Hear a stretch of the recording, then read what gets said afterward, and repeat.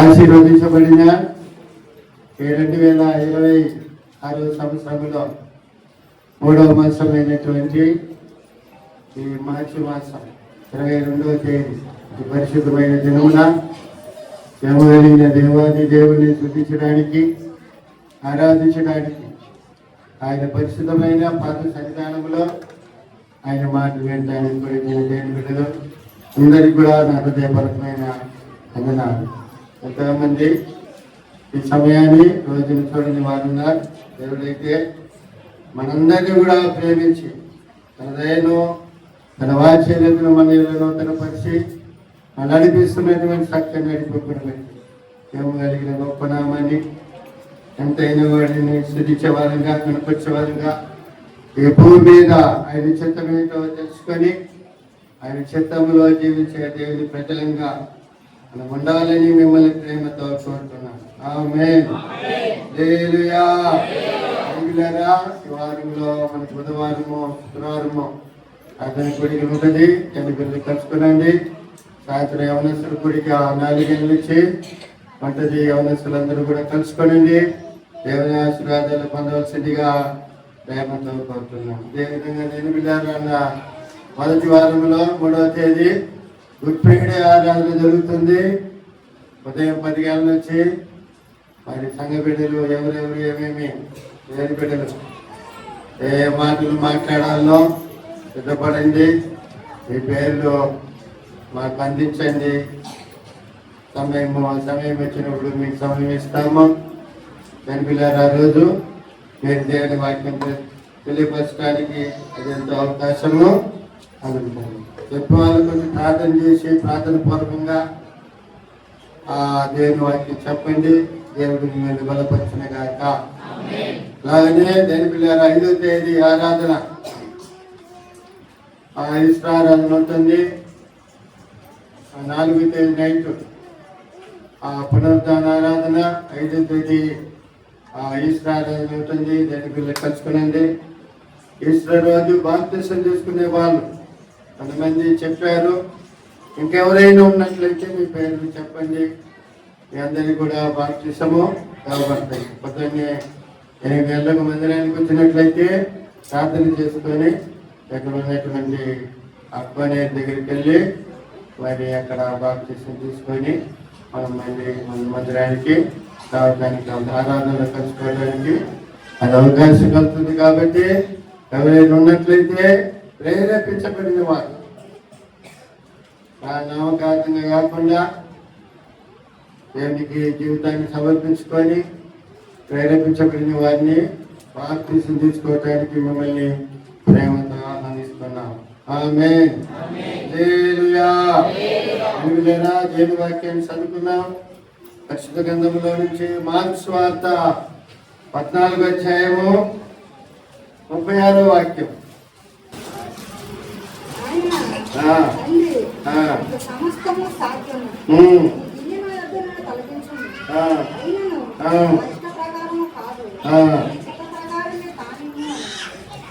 దేని పిల్లారా, ఈ వాక్య భాగాన్ని గత 8వ తేదీ ఆదివారము ధ్యానము చేసుకున్నాం. పోయిన ఆదివారం ముంబై నుంచి అకస్మాత్తుగా దైవ సేవకులు రావడం జరిగింది. ఆ సేవకులను వాడుకుంటే మంచిదన్న ఉద్దేశంతో సేవకులను పిలిపించుకున్నాం. మనం వాడుకున్నాం. వచ్చినందుకు వేస్ట్ కాలేదు. చాలా మందికి ప్రార్థన చేశారు. వాళ్ళ మనసులో ఉన్నటువంటి కొన్ని కార్యాలు కూడా బయలుపరిచారు. దేవి చిత్తమైతే జూన్ మాసంలో మనకు 15వ తేదీ నుంచి జూలై మాసం 5వ తేదీ వరకు 21 రోజు ఉపవాస ప్రార్థన కోరికలు పోయిన సంవత్సరం జరిగినట్లుగా మనకి ఈ సంవత్సరం కూడా జరుగుతుంది. అప్పుడు ఒక రోజు ఒక 3 రోజులు దైవ సేవకులను పిలిపించుకున్నాం. సుదీర్ఘమైనటువంటి దేవుడి వాక్యాన్ని దైవ సేవకుల ద్వారా మనము విందాం. హల్లెలూయా. హల్లెలూయా. చాలా మందికి జీవనకరంగా ఉన్నదన్న విషయాన్ని తెలియపరిచారు. మరోసారి కూడా పిలవమన్నారు. కాబట్టి జూన్ మాసంలో 15వ తేదీ సోమవారం నుంచి దాని పిల్లల 21 రోజు ఉపవాస కోడిక నిజంగా సంవత్సరంలో పోయిన సంవత్సరం జరిగినట్లుగా ఈ సంవత్సరం కూడా జరుగుతుంది. జూలై మాసం 5వ తేదీ ఆదివారముతో మధ్యాహ్నం ఆదివారముతో దేని పిల్లల ఆ ఉపవాస ప్రార్థన కోడిక మోహించబడుతుంది. డిసెంబర్ నెలలో మళ్ళా 7 రోజులు ఉపవాస ప్రార్థన కోడిక ఉంటుంది. అది ఆఖరి ఉపవాస ప్రార్థన కోడిక, సంవత్సరం ముగింపు ఉపవాస ప్రార్థన కోడిక. కాబట్టి దేని పిల్లారా ప్రతి విషయంలో ప్రతి ప్రభు పరిశుద్ధాత్మ దేవుడు క్రమంగా పద్ధతిగా దేవుడు జరిగించలాగా మీరు ఎక్కువగా ప్రార్థన చేయమని ప్రేమతో కోరుతున్నాం. హల్లెలూయా. దేని పిల్లారా పరిశుద్ధాత్మ దేవుడు ఇక్కడ గత 8వ తేదీ ఆదివారము కొన్ని విషయాలు మనకు బయలుపరుస్తున్నాడు. దేని పిల్లారా యేసయ్య లోకములో 33 సంవత్సరాలు జీవించాడు. ఈ 33 సంవత్సరాల్లో కూడా దేని పిల్లారా దైవ చిత్త ప్రకారమే లోకములో యేసయ్య జీవించడము జరిగింది. ఇప్పుడు చదివిన వాక్య భాగంలో కూడా ఆయనకు ముందు జరగబోయే కార్యాలు అన్నీ ఆయనకు తెలిసింది. ఆయనకు తెలుసు కాబట్టి ఆ గచ్చమనే తోటలో భారముతో వేదనతో ప్రార్థన చేసిన ప్రార్థనలో ఒక మాట ఇప్పుడు మనం చదువుకున్నటువంటి మాట. ఏమి పిల్లరా దేవుని దగ్గర ప్రార్థన చేస్తున్నాడు. ఏమని? నాయనా తండ్రి నీకు సమస్తము సాధ్యం, సమస్తము సాధ్యం. అవును కదా, దేవునికి సమస్తము సాధ్యం. దేవునికి అసాధ్యమైన కార్యం అంటూ ఏమీ లేదు. దేవునికి సమస్తము సాధ్యం. కాబట్టి నీకు సమస్తము సాధ్యము కాబట్టి ఈ గిన్నె నా యొద్ద నుండి తొలగించు అంటున్నాడు. గిన్నె అంటే ఆయన అనుభవించబోయే బాధలు, ఆయన అనుభవించబోయే శ్రమలు, ఆయన మరణించబోయే ఆ కార్యాలన్నీ కూడా ఎటువంటి మరణాన్ని ఆయన రుచి చూడబోతున్నాడన్న సంగతులు అన్ని కూడా ఆయనకు తెలుసు. కాబట్టి దేని బిడ్డరా బాధ గిన్నె ఆ వేదనను తొలగించమని తండ్రి అయిన దేవుని దగ్గర ప్రార్థన చేస్తున్నాడు. ఈ గిన్నె నా యొద్ద నుండి తొలగించు అంటున్నాడు. అయినను నా ఇష్ట ప్రకారము కాదు అంటున్నాడు. అయినను నా ఇష్ట ప్రకారం కాదు కానీ నీ చిత్త ప్రకారమే కానిమ్మన్నాడు. హల్లెలూయా, హల్లెలూయా. తనకు జరగబోతున్నటువంటి బాధలు కూడా నా బాధలో నుంచి, నా ఇబ్బందిలో నుంచి, నా కష్టములో నుంచి, నాకు వచ్చే ఇరుకులో నుంచి నన్ను తప్పించు అని ప్రార్థన చేశాడు. అదే సమయంలో ఏమంటున్నాడు? అది నాది నా ఇష్ట ప్రకారం కాదు, నీ ఇష్ట ప్రకారమే అది జరగనిమ్ము అన్నాడు. హల్లెలూయా. తండ్రి అయిన దేవుని చిత్తం ఏంటి? తండ్రి అయిన దేవుని యొక్క ఉద్దేశం ఏంటి, ఇష్టం ఏంటి అంటే తండ్రి అయిన దేవుని ఉద్దేశము చిత్తం ఏంటంటే ఆయన బాధలు పడాలా, ఆయన శ్రమలు పడాలా, ఆ విధంగా దేవుని పిల్లలు సిలువ వేయబడాలా, మరణించాలా, సమస్త మానవాళి యొక్క పాపములో నుంచి ఆయన ద్వారా ప్రతి మానవాళి యొక్క పాపమును తుడిచివేయాలన్న ఉద్దేశంతో తండ్రి చిత్తము ఆయన పట్ల నెరవేరాలన్న ఉద్దేశంతో నేర్పినారా తండ్రి అయిన దేవుడు యేసయ్యను తన చిత్త ప్రకారము ఆ సిలువకు అప్పగించినట్లుగా మనం చూస్తున్నాం. హల్లెలూయా, హల్లెలూయా. నేర్పినారా తండ్రి చిత్త ప్రకారమే ఆయన శ్రమ పడ్డాడు, సిలువ వేయబడినాడు, మరణించాడు. తండ్రి చిత్త ప్రకారమే ఆయన 3వ దినము లేచినట్లుగా మనము చూస్తున్నాం. ఆమేన్, హల్లెలూయా, హల్లెలూయా. కాబట్టి దేవుని బిడ్డలారా ఆయనను నమ్మిన మనము, ఆయనందు విశ్వాసం ఉంచిన మనము, ఆయన అడుగుజాడలో జీవించడానికి తండ్రి కుమార పరిశుద్ధాత్మ నామములో బాప్తిసం తీసుకున్నాం మనము. దేవుని బిడ్డలారా ఆ తండ్రి అయిన దేవుని చిత్త ప్రకారము జీవించవలసిన వారమై ఉన్నాము. ఆమేన్. హల్లెలూయా. ఎంతమంది ప్రార్థన చేస్తున్నాం? తండ్రి, నా పట్ల నీ ఉద్దేశం ఏంటి? నా పట్ల నీ చిత్తం ఏంటి? నా పట్ల నీ సంకల్పం ఏంటి? నేను ఈ భూలోకములో నీ ఇష్ట ప్రకారం ఏ విధంగా జీవించాలని నీ సంకల్పమై ఉన్నది, నీ ఇష్టమై ఉన్నది అని ఎప్పుడన్నా ఎవరైనా ప్రార్థన చేసిన వారు ఉన్నారా అంటే అది చాలా తక్కువ అన్న సంగతిని మనం గుర్తించవచ్చు. ఆమేన్. హల్లెలూయా.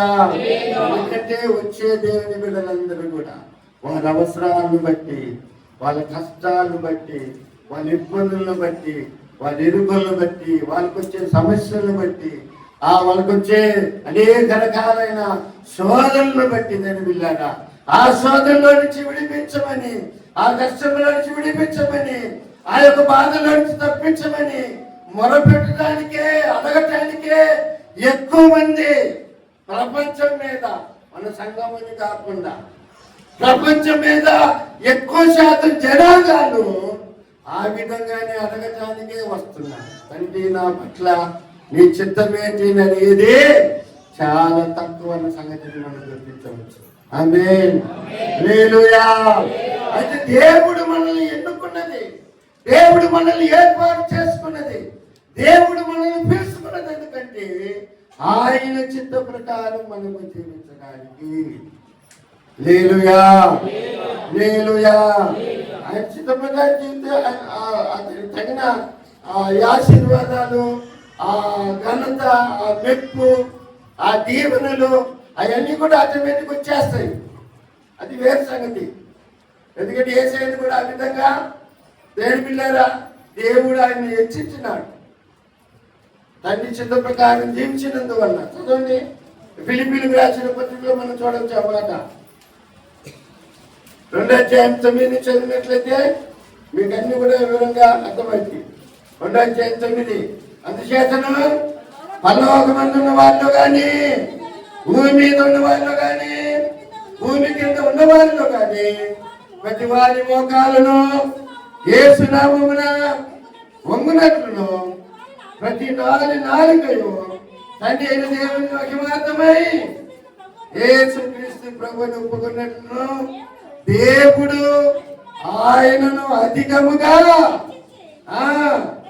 ప్రతి నామమునకు పై నామమును ఆయన దేవుడు యేసు ప్రభుకి తండ్రి అయిన దేవుని చిత్త ప్రకారము ఆయన జీవించి మరణించాడు కాబట్టి భూమి మీద కానీ పరలోకం మీద కొంత కానీ ప్రతి నాలుక కూడా తండ్రి అయిన దేవుని మహిమార్థమై యేసుక్రీస్తు ప్రభుని ఒప్పుకునేటట్లుగా దేవుడు యేసయ్యను అధికముగా హెచ్చించినట్లుగా చూడగలుగుతున్నాం. ఆమేన్. మనం కూడా ఆ విధంగా దైవ చిత్తంలో జీవిస్తే ఎనిమిల్లారా దేవుడు నిన్ను హెచ్చిస్తాడు, నన్ను హెచ్చిస్తాడు. ఆమేన్. నిన్ను ఆశీర్వదిస్తాడు, మనల్ని ఆశీర్వదిస్తాడు.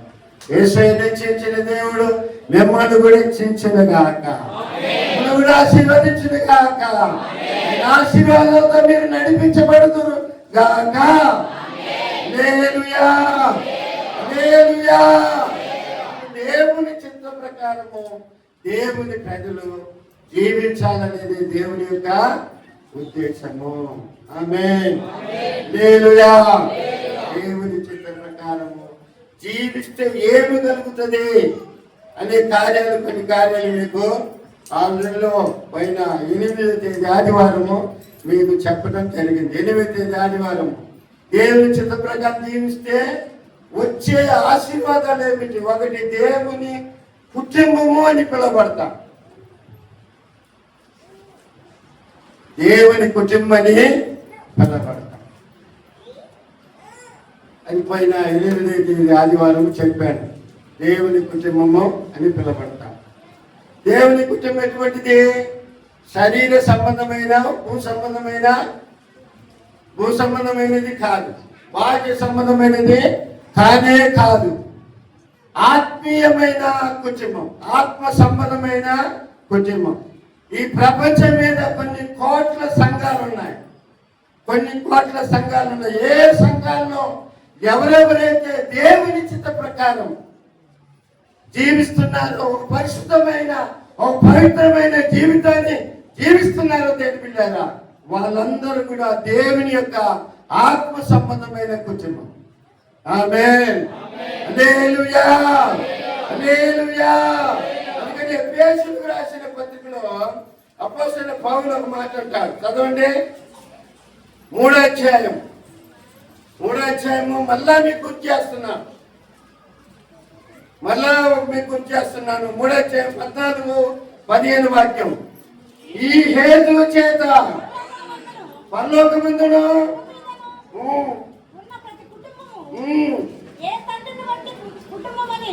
ఏ తండ్రిని బట్టి కుటుంబమని పిలువబడుచున్నదో ఆ తండ్రి ఎదుట మోకాలుని సాధమ్మ. చూడండి దేని పిల్లారా, పరలోకమందును భూమి మీదను ఉన్న ప్రతి కుటుంబము అంటే దేవునికి పరలోకములో ఉంది. దేవుని చిత్త ప్రకారము ఒక పరిశుద్ధమైన జీవితం జీవించే వాళ్ళు ఈ భూమి మీద కూడా ఉన్నారు. వాళ్ళు కూడా దేవుని కుటుంబమే. ఆమేన్. హల్లెలూయా, హల్లెలూయా. ఇంతమంది ఉన్నారు. ఇంతమందిలో ఎవరైతే దేవుని చిత్త ప్రకారం జీవిస్తున్నారో, ఆత్మీయంగా దేవుని వాక్యానికి లోబడి దేవుని యొక్క చిత్త ప్రకారం జీవిస్తూ పరిశుద్ధమైన జీవితం జీవిస్తున్నారో, వారందరూ కూడా దేవుని కుటుంబము భూమి మీద. హల్లెలూయా. వీళ్ళు చనిపోయిన తర్వాతనే పరలోక రాజ్యానికి పోయి అది పరలోక కుటుంబంగా మారిపోయింది. అర్థమవుతుందా? ఏసయ్యా, అర్థమైందా?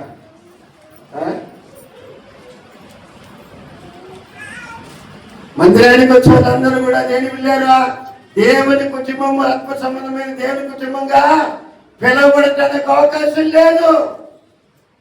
కారణం ఏంటంటే దైవ చిత్తము ఎవరైతే చేస్తున్నారో, ఎవరైతే జరిగిస్తున్నారో, దేవుని కొరకు ఎవరైతే జీవిస్తున్నారో, ఓ పరిశుద్ధమైన పవిత్రమైన జీవితాన్ని ఎవరైతే జీవిస్తున్నారో వారు దేవుని కుటుంబంగా ఎంచబడుతున్నారు భూమి మీద. ఆమేన్. హల్లెలూయా, హల్లెలూయా. దాని ఒక మనిషిని వయమంటాడయ్యా, ఎవరు వ్యవసాయం ఉన్నాడు, అబ్రాహ్మణుడు, వీళ్ళిద్దరూ పోయి చెప్తున్నారు మాట సంఖ్య మీకు అర్థమవుతాయి.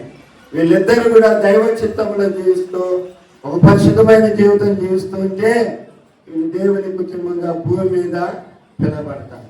తండ్రి కుటుంబం, దేవుని కుటుంబం. ఆమేన్. హల్లెలూయా. వీళ్ళు దేవుని పిలుపొందుకొని పరలోక రాజ్యానికి పోతే పరలోక కుటుంబంగా వీళ్ళు మారిపోతారు. ఆమేన్. హల్లెలూయా. మనం ప్రయాణం చేస్తున్నాం అనుకోండి, ప్రయాణం చేస్తున్నాం. ఎవరైనా మనకు తెలుగు మాట్లాడిన వాళ్ళు అలవాటు అవుతారు, పరిచయం. మరి మీరు తెలుగు వల్ల ఎవరైనా ప్రయాణం చేస్తాం, నేను ప్రయాణం చేస్తే తెలుగు ఎవరైనా మాట్లాడుతాం, ఏరి పోయి మాట్లాడతాను, మీరు తెలుగు వల్ల అంట. ఏ ఊరైనా అడుగుతా, ఫలాని జిల్లాలో ఏ ఊరికి ఏ గ్రామం అడుగుతా. ఇవన్నీ కూడా అడిగే అలవాటు ఉంది. ఈ విధంగా కొంతమంది అడుగుతూ ఉంటారు, ఫలాని ఊరు, ఫలాని డిస్టిక్, ఫలానా మండలము, ఫలాని మండలమని చెప్పేసిన తర్వాత ఫలాని ఏ గ్రామం, ఫలాని గ్రామం అన్నారు. అప్పుడు ఫలాని గ్రామంలో మా ఊళ్ళు కూడా ఉండరు, మా ఎక్కడి నుంచి ఆ ఊరేను. అవునా, అవధికి పోదామంటే అప్పుడు అలాగే ఆ ఊర్లో మా ఊర్లో మీ అక్కింటుందా, మీ అక్కైతే మా వదిలేయమ్మా, అప్పుడు మన ఇద్దరు బంధువులు అయిపోయినమే. అవును వచ్చా అమ్మా అని పిలుచుకుంటారు, లేకపోతే అన్నదమ్ములని. అంటే వాళ్ళందరూ కూడా ఏమైపోయినారు, ఒక కుటుంబంగా మారిపోయినారు. దేవుని నమ్మిన ఆత్మ సంబంధమైన దేవుని బిడ్డలు దైవ చిత్తం ప్రకారం జీవిస్తే, ఒక పరిశుద్ధమైన జీవితం జీవిస్తే, ఈ భూమి జీవిస్తున్న వాళ్ళందరూ కూడా వాళ్ళు ఆ దైవ చిత్తంలో జీవించిన వాళ్ళందరూ కూడా దేవుని బిడ్డలారా ఆ దేవుని కుటుంబంగా పిలవబడతారు. ఆమేన్. హల్లెలూయా, హల్లెలూయా. రెండోదిగా తెలిపిల్లారా, రెండోదిగా దేవుని చిత్తములో మనం ప్రార్థన చేసినప్పుడు, దేవుని చిత్తములో జీవిస్తూ మనం ప్రార్థన చేసినప్పుడు ఆ ప్రార్థనకు వెంటనే మనకు జవాబు అనేది దొరుకుతుంది, ప్రతి ఉత్తరం అనేది దొరుకుతుంది. ఆమేన్. హల్లెలూయా. అదే యోహాను సువార్తను మనం చదివినాం అనుకుంటాను. ఒకసారి మీకు చూపిస్తా. యోహాను సువార్త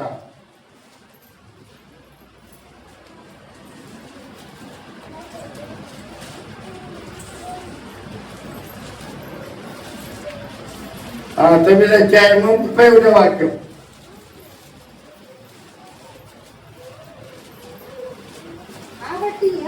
కాబట్టి యేసు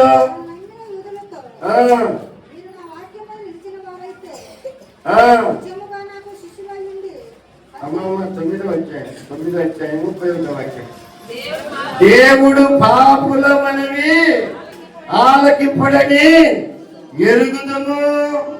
ఎవడైనను దేవభక్తుడై ఉండి ఆయన చిత్త ప్రకారము చిత్తము చొప్పున జరిగించిన ఎడల ఆయన వాని మనవి, అదే అన్ని విషయం. అప్పుడు పాపుల మనవి దేవుడు ఆలకించాడు. పాపుల మనవి దేవుడు ఆలకించాడు. ఎవడైనను, అంతే కదా, ఆయన దేవుడు ఎవడైనా దేవుని భక్తుడై ఉండి ఆయన చిత్తం చొప్పున జరిగించిన ఎడల ఆయన వాని మనవి. హిజ్కియాకు మరణకరమైన రోగం వచ్చింది. హిజ్కియాకు ఏం చేసిండు? ప్రవక్తను పోయి పంపిస్తున్నాడు. ఇంకా చనిపోతుంది చక్కపరుచుకోమని చెప్పి ప్రవక్తను పంపిస్తున్నాడు దేవుడు. ఇప్పుడు ఆ ప్రవక్త వచ్చి యెషయా ప్రవక్త వచ్చి చెప్తున్నాడు, నువ్వు చావబోతున్నావు, నీ ఇంటిని చక్కపరుచుకుంటున్నాడు చెప్పేసి వెళ్ళిపోతుంది. దేవుడు చెప్పిన మాట చెప్పేసి వెళ్ళిపోతున్నాడు. ఇప్పుడు ఈ హిజ్కియా ఏం చేస్తుండో, ఆ మరణ పడకలో ఉన్నాడు, మంచం మీద ఉన్నాడు. ఆ మరణ పడకలో నుంచి అక్కడ పక్కకు తిరిగి గోడ తట్టు తిరిగి చిన్న ప్రార్థన చేశాడు. ఏమండి? చిన్న ప్రార్థన చేశాడు. వెంటనే పంపించిన మనిషి చేతనే, వర్తమానం పంపించిన మనిషి చేతనే మరొక మెసేజ్ దేవుడు పంపిస్తున్నాడు. ఏమని? ఇంకా నీ వాడికి ఒక 15 సంవత్సరాలు ఆశిస్తున్నాడు అని చెప్పుకోవాలని అంటున్నాడు. హల్లెలూయా, హల్లెలూయా. కారణం ఏంటి? దైవ చిత్త ప్రకారం యవ్వన కాలంలోనే జీవించినాడు. ఎవరు? హిజ్కియా. 25 వయసులో దేని పిల్లారు రాజేవుడు ఏ ఆట ఆడాలా? బాగా తాగి బాగా ఎంజాయ్ చేయాల్సిన మంచి యవ్వన కాలంలో ఏం చేసింది? అతని వంటి విశ్వాసం ముందు రాజులలో లేదంట, తర్వాత రాజుల్లో కూడా లేదంట. అతడు దేవుణ్ణి ఎత్తుకున్నట్లుగా వేరెవరు ఎత్తుకోలేదు నిశ్చయానికి వచ్చి చెప్పబడింది. అంత భక్తి కలిగిన వాడు ఒక చిన్న ప్రార్థన చేసినట్టునే అతని మరణ పడక స్థితిని దేవుడు మార్చినట్లుగా మనం చూడగలుగుతున్నాం. హల్లెలూయా, హల్లెలూయా.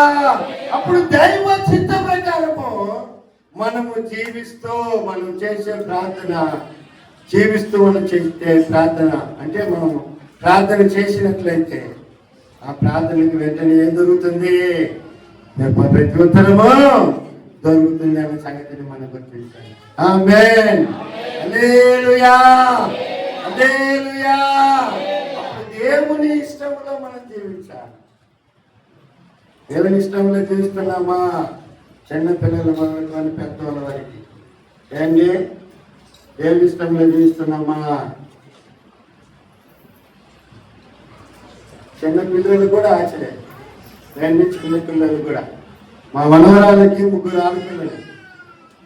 మేము మైక్ పెట్టి మాట్లాడుతుంటే కింద కూర్చొని వాళ్ళు చూస్తూ ఉంటారు.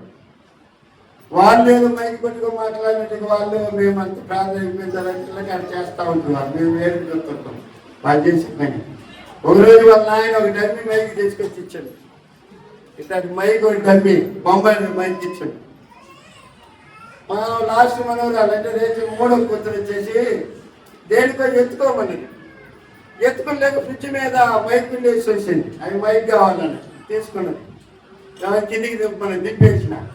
ఇప్పుడు ప్రార్థన, ఇప్పుడు ఆ మైక్ పట్టుకొని ప్రేమించాలే సమృద్ధిగా అని పాట పడుతుందా? మన రెండు అక్క మైక్ కూడా పెరుక్కొని ఈ పాట పడుతున్నా. నన్న పార్టీయా అన్న కే ఆ పార్టీయా చూసిన ఏమో ఈ పాట ఏమో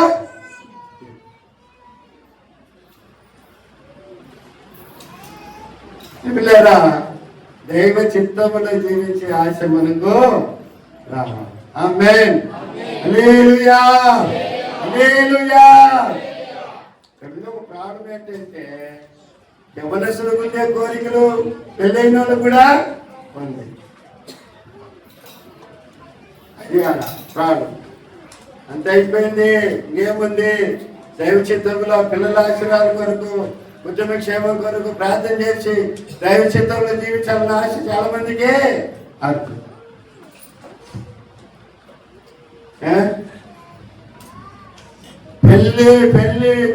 పిల్లలకి వచ్చి పెళ్లి వచ్చిన కూడా ఆ తాగుడు మనకునే తల్లిదండ్రులు లేరు.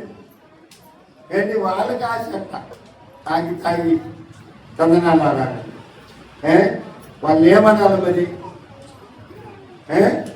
వాళ్ళు ఏమన్నారు? సరే ఈరోజు జీవిస్తున్న పోయి తాగి తాగి చందనాలు ఆడము. ఎక్కడైనా కుటుంబ క్షేమం ఖర్చు. దేవుడు ఒక భార్య ఇచ్చిండు, పిల్లలు ఇచ్చిండు, మనం ఎట్టున్నా కూడా ఇక ఏంటన్నా దేవుని చిత్త ప్రకారము, దేవుని ఆశ ప్రకారము, కుటుంబ వాళ్ళ కోరికల ప్రకారమైన జీవితాము. మనకి ఎంత ఆశ ఉంటుంది, వాళ్ళకి ఎంత ఆశ ఉంటుంది అన్న ఆలోచన వాళ్ళకి లేదు. ఎవరికి? తాగుబోతులకి. ఎప్పటికీ అలా వాళ్ళ కోరికలే నెరవేర్చుకొని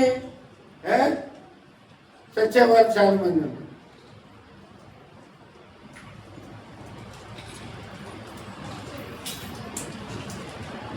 నాకు తెలిసిన సగోదరి సండే స్కూల్ నా రక్షించబడిన ప్రారంభం సండే స్కూల్ తెలిసిన అమ్మాయి పెళ్ళి అయింది. ఇద్దరు పిల్లలు, మగ పిల్లలు, ఇద్దరు ఆడపిల్లలు. పెద్దోళ్ళు అయింది, పిల్లలు కూడా పెద్దోళ్ళు. పెళ్ళికి వచ్చింది, ఆమె బలహీనత వచ్చింది. హాస్పిటల్ అడ్మిట్ అయింది. దాని తర్వాత ఇంటికి తీసుకొచ్చిండ్రు. ఇంటికి తీసుకొస్తే ఆమె కూతురు దగ్గర నీళ్ళు అడిగింది. నీళ్ళు తాగింది. 91 కీర్తన చదవమన్నది. 91 కీర్తన చదువుతుంటేనే చనిపోయింది.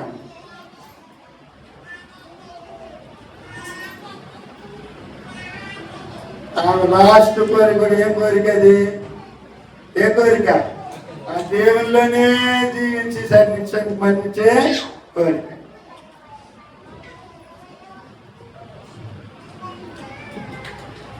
హల్లెలూయా, హల్లెలూయా, హల్లెలూయా.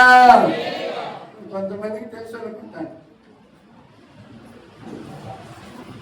చెట్ల పాకుండా వాళ్ళని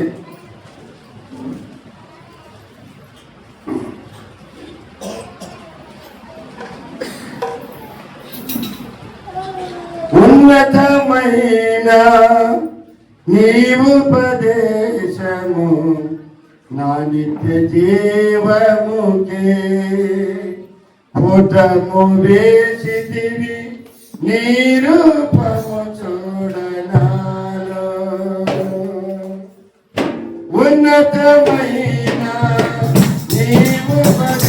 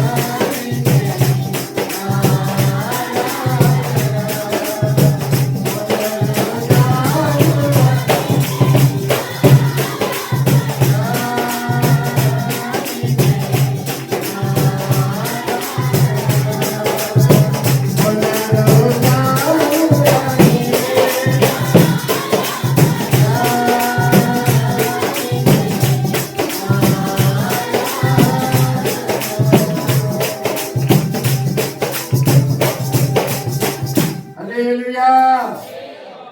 మూడవదిగా ఒకటి దైవ చిత్తము చేయడం ద్వారా వచ్చే ఆశీర్వాదాలు ఏమిటంటే ఒకటి దేవుని కుటుంబముగా దేవుని కుటుంబములో చేర్చబడతాం. అంటే రక్షించబడిన వాళ్ళు సంఘములో చేర్చబడినట్లుగా దేవుని కుటుంబంలో మనము చేర్చబడతాం. రెండవదిగా ప్రార్థన ప్రతి ఉత్తరం దొరుకుతుంది. మూడవదిగా దేని పిల్లారా మొదటి యోహాను పత్రిక మొదటి పత్రిక 2వ అధ్యాయం 17వ వాక్యం చదవండి. 2వ అధ్యాయం 17వ వాక్యం. లోకములో దాని ఆశయు గతించిపోచున్నవి గాని దేవుని చిత్తమును జరిగించేవాడు నిరంతరము చేస్తాడు. లోకము దాని ఆశయు గతించి పోతుంది. లోకము దాని ఆశయు గతించి పోతుంది. దేవుని చిత్తము ఎవరైతే చేస్తున్నారో వారు నిరంతరము నిలుస్తారని దేవుని వాక్యము బోధిస్తుంది. 2 పేతురు పత్రిక 3వ అధ్యాయము, పేతురు రాసిన 2వ పత్రిక 3వ అధ్యాయము 3వ అధ్యాయం 10వ వాక్యం చూడండి. అయితే ప్రభు దినము దొంగ వచ్చినట్లు వచ్చిన ఆ దినమున ఆకాశములు మహాధ్వనితో గతించిపోను, పంచభూతములు నిక్కటమైన వేంద్రముతో లయమైపోవను, దాని మీదనున్న కృత్యములను అంటే ఆకాశములు లోకమును దాని ఆశయు గతించిపోతుంది. ఏ విధంగా గతించిపోతుంది? దొంగ వచ్చినట్లుగా దేవుడు అక్కడ వచ్చినప్పుడు ఆ దినమున ఆకాశములు మహాధ్వనితో గతించిపోతుందంట. పంచభూతములు వికటమైన వేంద్రముతో లయమైపోతుందంట. భూమి దాని మీద ఉన్న కృత్యములన్నీ కూడా కాలిపోతాయి. అయితే ప్రభు చిత్తము చేసేవాడు ఏమవుతాడంట?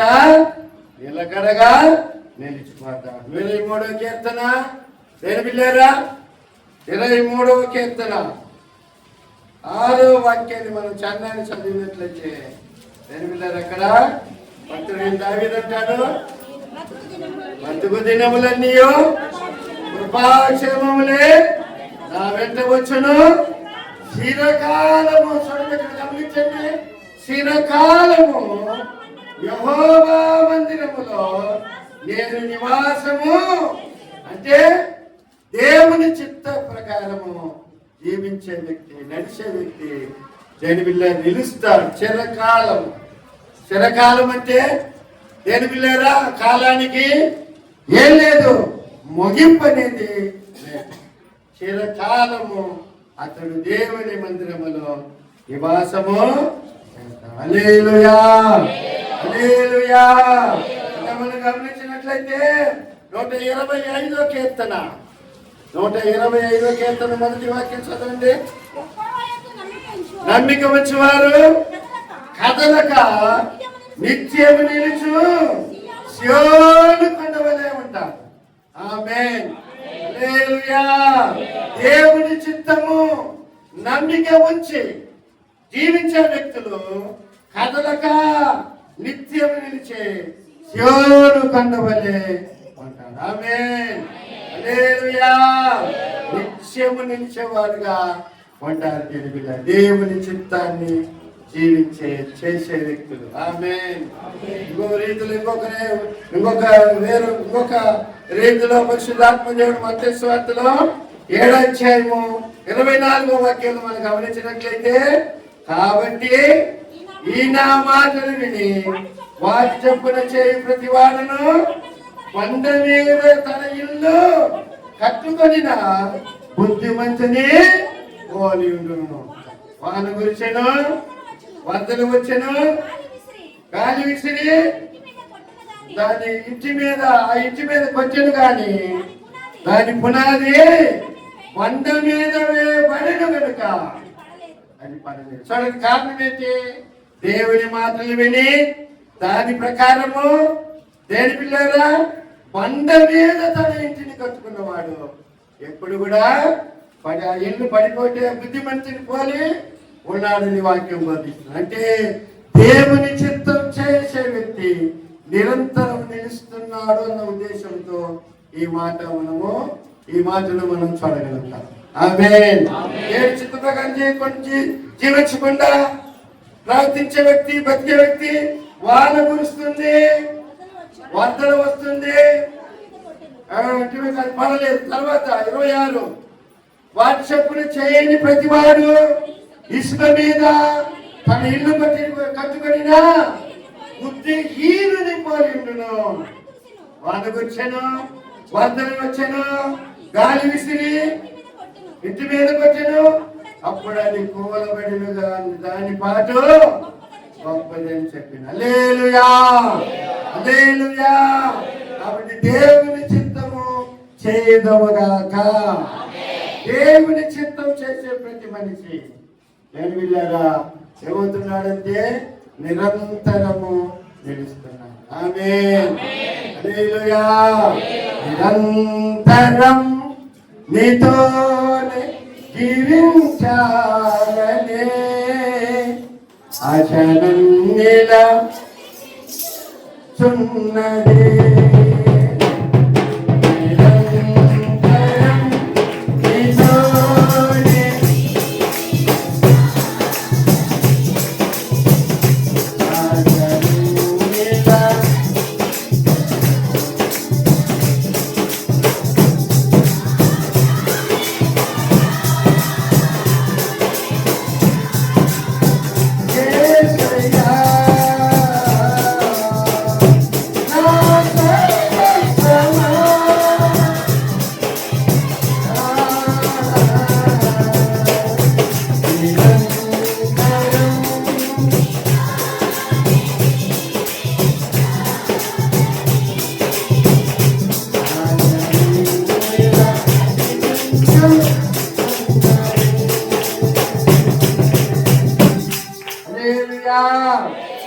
దేవుని చిత్తము చేసే వ్యక్తి నిరంతరము నిలుస్తా.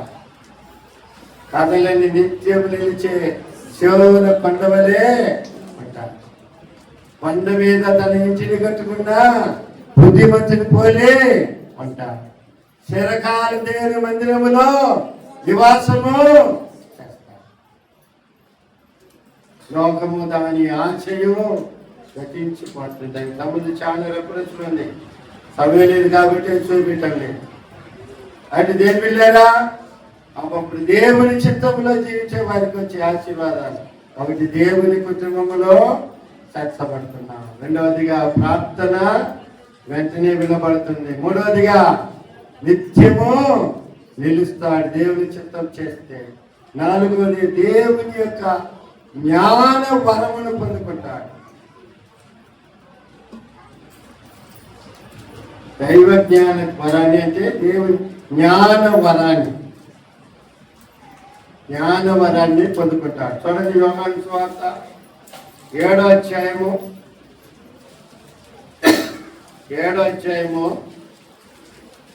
17వ వాక్యం చదవండి. 17వ వాక్యం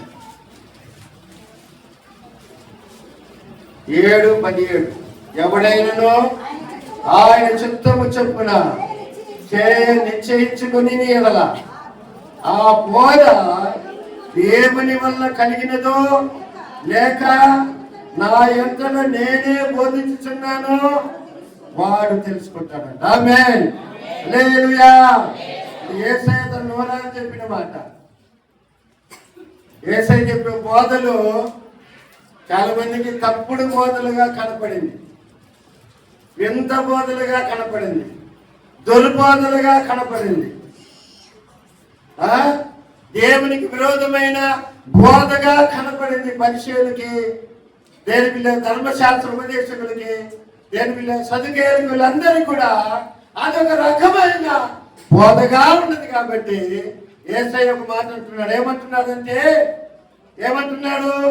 ఎవరైనా ఎవరు ఆయన చిత్తం, ఆయన అంటే ఎవరు? దేవుని చిత్తం. ఆయన అంటే దేవుడు చిత్తము చొప్పున నిశ్చయించుకుని నేడలా ఆ బోధ అంటే ఎవరైతే బోధ చేస్తుంటే ఆ బోధ ఎవరి వల్ల కలిగింది? అది దేవుని వల్ల కలిగిందా లేకపోతే ఇంకొకరి వల్ల కలిగిందా అనే సంగతిని వాళ్ళు అర్థము చేసుకుంటారంట. ఆమేన్. హల్లెలూయా. మీకు ఆ జ్ఞాన వరము కానీ మీ దగ్గర ఉన్నట్లయితే నేను చెప్పే బోధ ఇది సరైన బోధేనా లేదని మీకే అర్థమవుతుంది. ఆమేన్. హల్లెలూయా.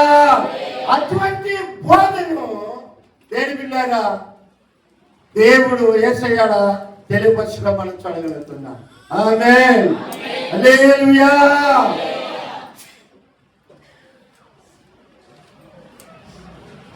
అదే దాని జ్ఞానవరము అని అంటారు. జ్ఞానవరము అంటే హృదయములను తెలుసుకోగలిగిన వరము. ఇప్పుడు మొన్న పైన ఆదివారం పాస్టర్ వచ్చాడు. నువ్వు ఇట్టున్నామ్మా ఇట్టున్నామ్మా నువ్వు మారాలమ్మా అని కొంచెం ఎట్టుంది పరిస్థితి ఉంది అని కొన్ని విషయాలు చెప్పాడు. కొంతమంది ఒప్పుకున్నారు. అదేంటి అంటే దేవుడిచ్చిన జ్ఞానవరం. ఆమేన్. హల్లెలూయా. దానికి సంబంధించిన వాక్య భాగాలు మనం చూడతాం. చూడండి, కొరింథీయులకు రాసిన పత్రికలో, కొరింథీయులకు రాసిన పత్రిక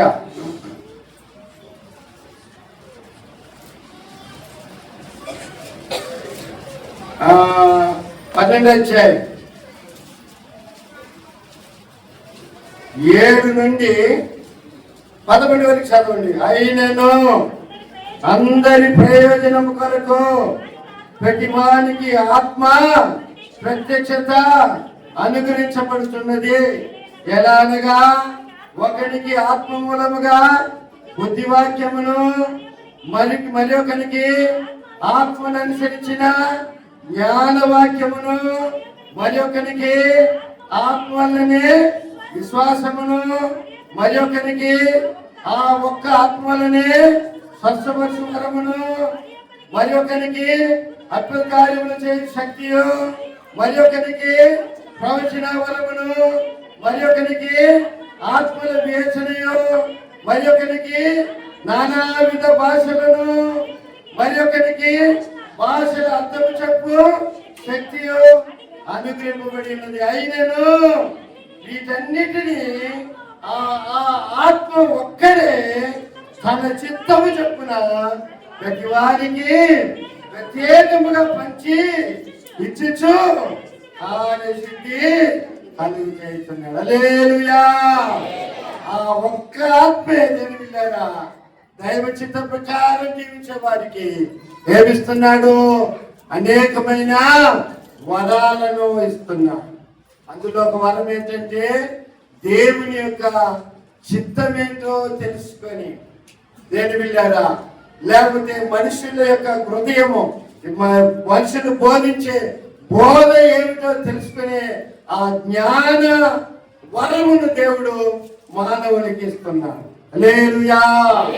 హల్లెలూయా. ఆ వరాన్ని పొందుకున్నట్లయితే దేని బిడ్డారా ఆ దేవుడు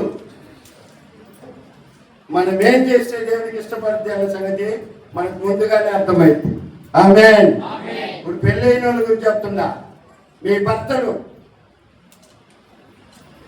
ఏం తింటారు, ఏం చేస్తే ఆయనకి ఇష్టమో, ఏం వండితే ఆయనకి ఇష్టమో, ఎక్కువ ఏం వండితే చేస్తే తింటారు అన్న సంగతి మీకు తెలుసు. తెలుసుగా తెలీదా? అమ్మా ఎవరో తెలుసు. మా చేతులు తెలుసుమైనా ఏందమ్మా మీతో పెళ్ళిళ్ళు కాలేదా? మీ ఇంట్లో ఆయన ఏం తింటే మీకు తెలియదా? ఉప్పు ఎక్కువ వేసుకుంటున్నా లేకపోతే తక్కువ వేసుకుంటున్నా, కారం ఎక్కువ వేసుకుంటున్నా లేకపోతే తక్కువ వేసుకుంటున్నా, తక్కువ చేపలు ఎక్కువ తింటున్నా లేకపోతే మాంసం ఎక్కువ తింటున్నా, లేకపోతే ఆకు వంటలు ఎక్కువ తింటున్నా, ఏ తింటు మీకు తెలియదా? తెలిసినా తెలియదా? కారణం ఏంటి? మీరు ఆయనతో కాపురం చేస్తున్నారు, మీరు ఆయనతో సంసారం చేస్తున్నారు, ఆయనతో మీరు లింక్ కలిగి ఉన్నారు, సంబంధం కలిగి ఉన్నారు. కాబట్టి ఆయనలో ఉన్న ఆయన మనసులో ఉన్నదంతా మీకు తెలుసు. ఆమేన్. హల్లెలూయా. ఆయన చెప్పిన అవసరం లేదు. ఆయన చెప్పకముందే మేము ఆయనకి ఏమేమి కావాలని కూడా మీరు రెడీ చేసేస్తారు.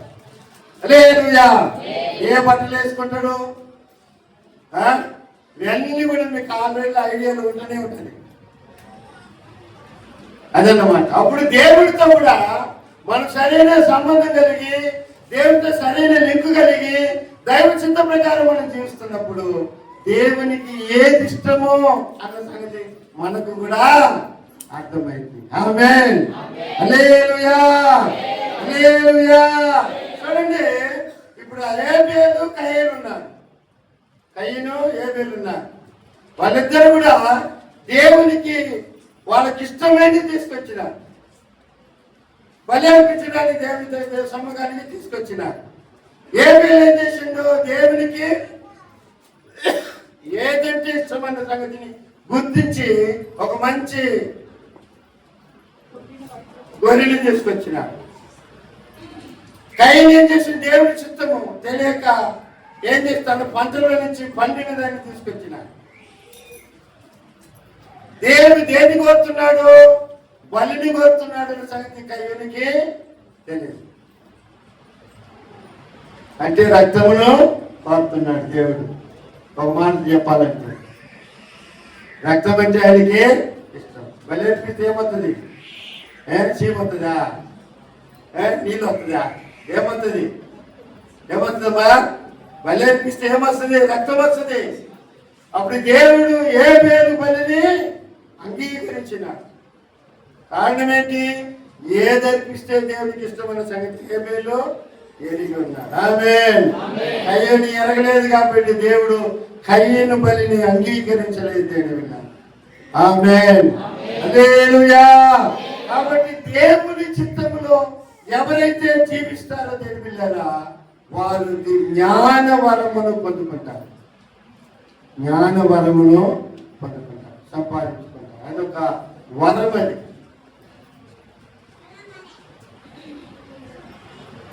ఆ దేవుని హృదయంలోని రహస్యాలను తెలుసుకుంటారు. ఏదైతే ఇష్టమో అన్న సంగతి తెలుసుకుంటారు. ఏది చేస్తే నా దేవునికి ఇష్టమో అన్న సంగతి వాళ్ళ అర్థమో చేసుకుంటారు. ఆమేన్. హల్లెలూయా. హల్లెలూయా.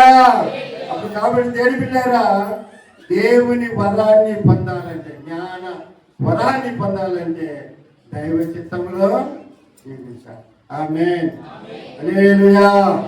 దైవ చిత్తములో జీవించదముగాక. ప్రార్థన చేసుకుంటాం. దేవుని తన మాటను దీవించి ఆశీర్వదించుగాక. ఆలోచండి, ప్రార్థన చేసుకుందాం. దేవుని చిత్తాన్ని చేయాలి లోకంలో జీవించినంత కాలం. దైవ చిత్తం చేయడం ద్వారా వచ్చే ఆశీర్వాదాలు ఏంటి? ఒకటి, దేవుని కుటుంబముగా పిలవబడతాం. మన ప్రార్థనకు జవాబు దొరుకుతుంది. నిరంతరము నిలిచే వారంగా ఉంటాం. ఆకాశము భూమి గతించిన గాని దేవుని చిత్తము జరిగించేవాడు నిరంతరము నిలుస్తాడు. జ్ఞాన వరాన్ని పొందుకుంటాడు. జ్ఞాన వరాన్ని ఇతరులు బోధ చేసేది నిజమైన బోధ కాదా అన్న సంగతిని గుర్తించగలుగుతాడు. అదే జ్ఞానవరం. ఇది నిజమైన దేవుని ఎదుటి వచ్చే మాటేనా, లేకపోతే ఇతడు ఏమన్నా కల్పించుకొని మాట్లాడుతుండాలని గ్రహించుకోగలిగిన జ్ఞానం మీకు దొరుకుతుంది. అదే జ్ఞానవరం అనేది. కాబట్టి ఆ వరము ఎవరిస్తారు? అది దేవుడే ఇస్తాడు. ఇంకా రకరకాలైన వరాలు ఉన్నాయి, 9 వరాలు. ఈ వరాలన్నీ ఎవరికి? దేవుని సంఘములో ఉన్న దేవుని బిడ్డలకు ఏర్పాటు చేసిన వరాలు. మన సంఘంలో అది క్రియ చేస్తుందా? లేదు. ఆలోచన చేయండి, ప్రార్థన చేయండి. దేవుని చిత్తంలో జీవించేవాడు దేవుని రాజ్యాన్ని స్వాధీనం చేసుకుంటారు. అది పరీక్ష చేసుకున్నాం, ప్రార్థన చేసుకున్నాం. పెద్దలు దేవ సహాయం ప్రార్థన చేస్తారు. చివరి ప్రార్థన.